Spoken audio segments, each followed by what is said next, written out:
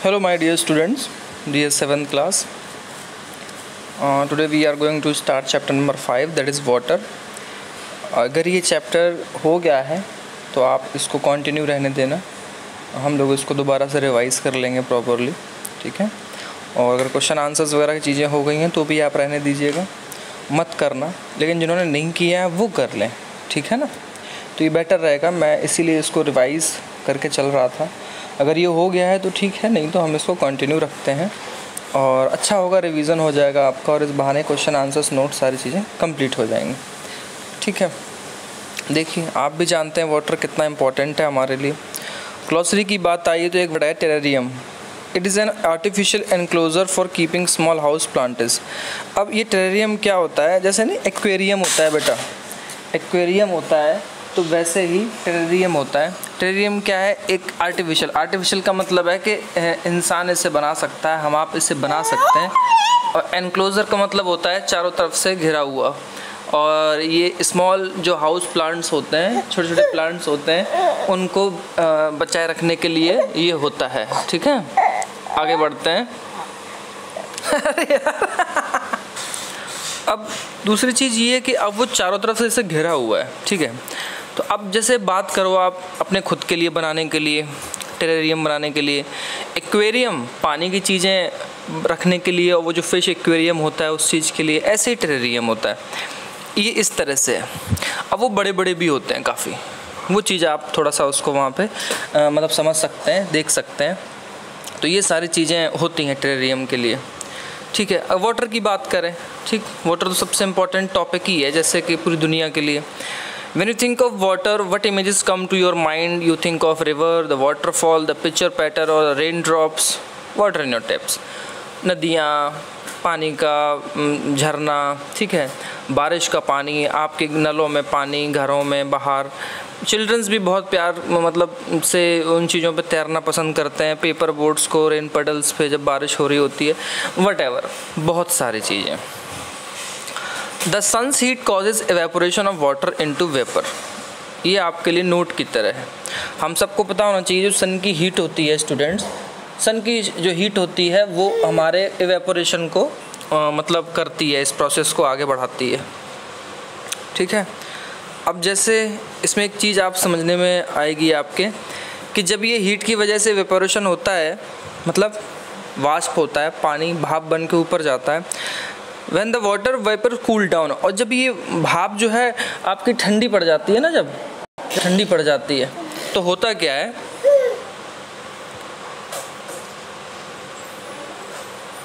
ये बार बार डिस्टर्ब क्यों हो रहा है समझ में नहीं आ रहा है। Okay, when the water vapor cool down it condenses and forms cloud, ठीक। तो ये अपने मतलब क्या कहते हैं, थोड़ा घने रूप में आ जाती है। और घना मतलब होता है जैसे कि नहीं, वैसे तो वाष्प आपको दिखाई नहीं देगी। आप अगर कुछ गर्म कर रहे हैं और प्लेट से निकाल दें तो आप देखेंगे कि भाप तो निकली, बट उसके बाद आपको ये दिखाई नहीं दिया कहीं पे भी कि ये चीज़ कहाँ गई। अगर आप बर्तन में पानी गर्म कर रहे हैं और आप खोलने के बाद कुछ देर के लिए ढक्कन हटाएं तो भाप आपको एक साथ निकलते हुए दिखाई देगी, बट उसके बाद डिसअपीयर सी हो जाएगी। तो कहने का मतलब है कि जब वो कंडेंस हो जाती है, बहुत घने फॉर्म में हो जाती है, तो उसके बाद वो क्लाउड बनाती है जो आप बादलों में देख रहे होते हैं। From there it's may fall on the land और sea in the form of rain, snow, sleet. और उसके बाद ये कई तरह की फॉर्म में गिरती है, ठीक। ये देखो यहाँ दिखाया है ना बेटा, ये यहाँ पे इस तरह से दिखाया है, आप इसको समझ सकते हैं। बहुत अच्छा डायग्राम भी है, डायग्राम ये आपको ड्रॉ भी करना है। वाटर साइकिल, ये यहाँ से एवेपोरेशन हुआ, एवेपोरेशन होने के बाद ये कंडेंस हुआ, ये इस तरह से हुए और ये बादल बन गए, फिर ये प्रेसिपिटेशन की फॉर्म में, मतलब पहाड़ों पे बर्फ़ की फॉर्म में या रेन की फॉर्म में नीचे फिर गिरते हैं और ये फिर नीचे आ जाती हैं सारी चीज़ें, फिर यहाँ से एवेपोरेशन होता है। तो ये पूरा वाटर साइकिल होता है। तो ये वाला डायग्राम आपको ड्रॉ करना है, ठीक। किया है तो रहने दीजिएगा और नहीं किया है तो आपको करना पड़ेगा बेटा। तो ये चीज़ें आपके लिए थोड़ा अच्छी लगेंगी, आपको करने में भी और समझने में भी अच्छी ईजी आएगा, ठीक है। The process by which water continually changes it's form and circulate between ocean. एक प्रोसेस होती है जिसमें कि वाटर जो होता है वो कॉन्टीन्यूसली चेंज होता रहता है अपनी तरीके में, सॉरी अपने फॉर्म में, मतलब भाप भी बन सकता है, लिक्विड फॉर्म में आ सकता है, सॉलिड बन सकता है, ऐसी फॉर्म में आइस और स्नो की फॉर्म में भी हो सकता है, और सर्कुलेट होता रहता है ओशियंस के बीच में। और किसके बीच में? हमारे एटमॉस्फेयर में, हमारी ज़मीन पे, और इन सबको हम क्या कहते हैं बेटा? Water cycle. तो यहाँ से जो क्वेश्चन आपका बना है वो है व्हाट इज़ वाटर साइकिल। तो उसका आंसर पूरा यहाँ से यहाँ तक है, ये पूरा आंसर है। आप इसको यहाँ से यहाँ तक लिख सकते हैं, ठीक है। आगे बढ़ते हैं। और earth is like a terrarium, कहते हैं हमारी अर्थ भी टेरेरियम की तरह ही है, कुछ ऐसी।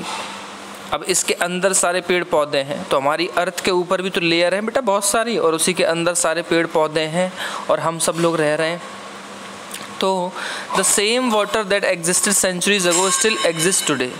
अब वो पानी जो सैकड़ों हजारों सालों से यहाँ पे अवेलेबल है वो आज भी अवेलेबल है। The water use to irrigate a field in Haryana में have flowed down the Amazon river 100 years ago. ये जो एक बात कहने की कोशिश कर रहा है ना बेटा, इसको आपको थोड़ा समझना पड़ेगा। कहते हैं कि जो पानी आज आप इरिगेट करने के लिए हरियाणा में यूज़ कर रहे हैं, हो सकता है वो बहुत सैकड़ों साल पहले अमेजन रिवर में बह के आया हो।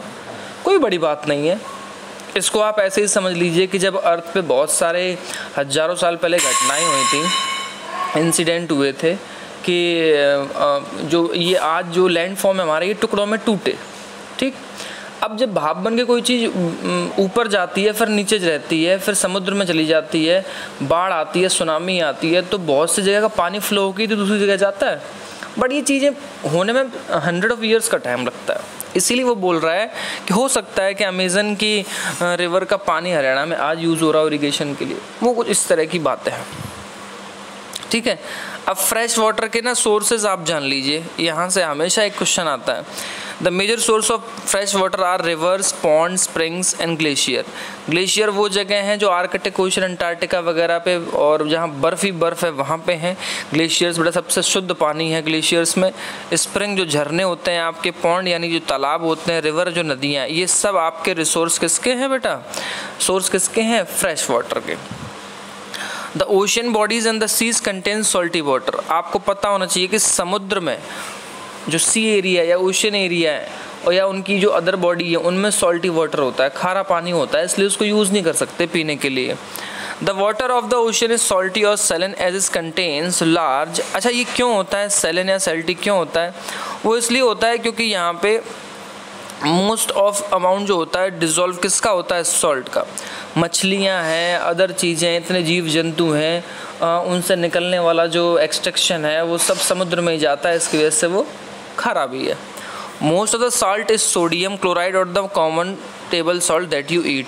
और ये जो समुद्र में बेटा आपके जो ओशियन में या सी में आपको मिलेगा ना ये सॉल्ट, वो ज़्यादातर कौन सा है? Sodium chloride. और सोडियम क्लोराइड की ना एक केमिस्ट्री में फार्मूला होता है NaCl बोलते हैं उसको, सोडियम Na क्लोराइड Cl, और ये वही होता है जो हम अपनी टेबलों पे खाते हैं। अब जैसे यहाँ वर्ल्ड का मैप है, इसमें एक चीज़ दिखाने की कोशिश ये की गई है कि यहाँ कितने सारे ओशियन हैं और कितनी सारी चीज़ें आपके आसपास है। इन चीज़ों को हम ज़रूर समझेंगे बेटा। ये यहाँ पे लेक्स, रिवर और वो दिया हुआ है, ये देखिए रिवर का नाम है, जो R लिखा है वो रिवर के नेम है, इंडियन ओशियन है, पैसिफिक ओशियन है, और मतलब कई सारी चीज़ें हैं, ये आपको हम ज़रूर पढ़ाएंगे बेटा। अभी देखते हैं आपका इसका शेड्यूल हम बनाएंगे और इसको भी हम स्टार्ट करेंगे मैप क्लास को भी, तो आपके लिए थोड़ा सा बेनिफिशियल हो ये चीज़ भी, आपकी चीज़ें भी प्रॉपरली समझ में आए। डू यू नो और देख लेते हैं। देखिए, salinity is the amount of salt in gram present in 1000 grams of water. अगर 1 लीटर पानी की बात करें तो उसमें सैलिनिटी का मतलब होता है कितना साल्ट है अमाउंट का। The average salinity of the ocean is 35 parts per 1000। कहते हैं जो एवरेज मतलब जो कि अक्सर कर मिलता ही मिलता है, तो 1 लीटर पानी में 35 parts होते हैं ओशियन में। ज़्यादा है, बहुत ज़्यादा है, 30% से ज़्यादा हो गया।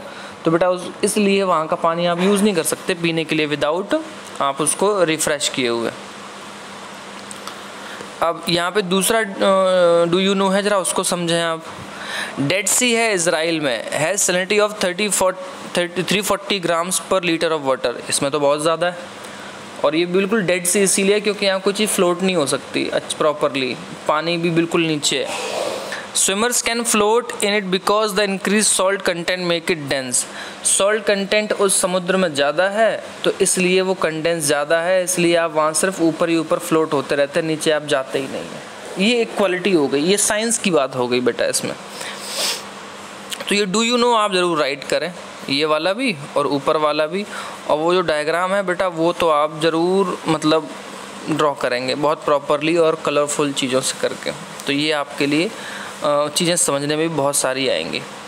ठीक है, मैं इतना ही रखूँगा आज के लिए। फिर जब कल हम टॉपिक स्टार्ट करेंगे तो हम यहाँ से स्टार्ट करेंगे, डिस्ट्रीब्यूशन ऑफ वाटर बॉडीज़ यहाँ से स्टार्ट करेंगे। ठीक है, प्रॉपरली यहाँ से स्टार्ट करेंगे। Okay class, thank you.